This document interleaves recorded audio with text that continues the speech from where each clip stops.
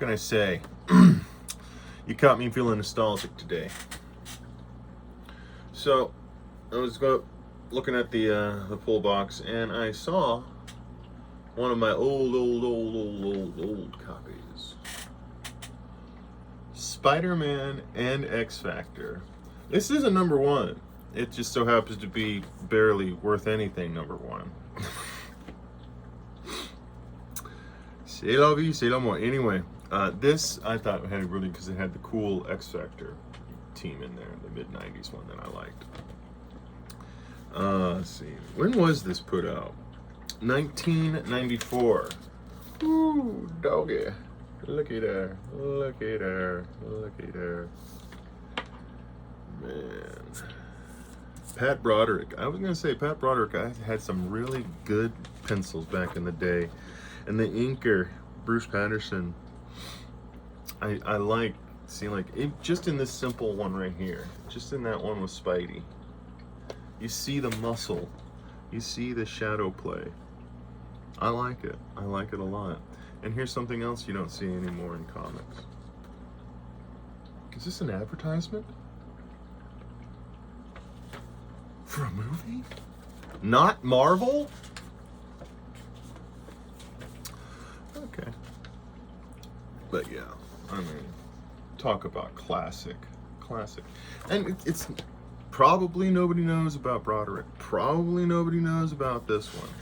Everybody's always talking trash about 90s comics, 90s Marvel, because it's so crazy. And yeah, it was. 90s were crazy. They're selling us cereal in our comic books. That's insane. It's madness. It's madness. Anyways, this issue, these dudes show up with these highfalutin energy weapons. That's another cool thing about Spidey's universe. They always have these weird, cool energy weapons. Anyways, I had him in there, and it brought, oh. My, how times have changed. Look at that. Look at those prices. Look at that. And that's for, yeah, these are for new ones.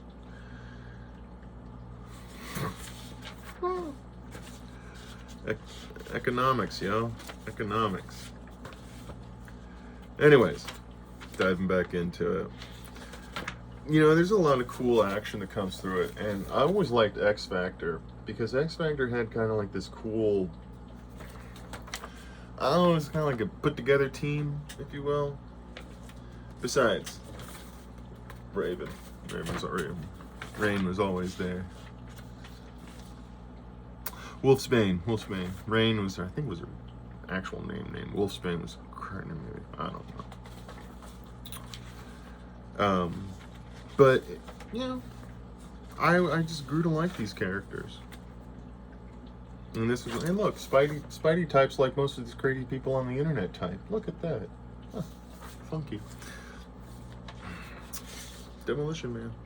Is this a Demolition Man moment? But, no.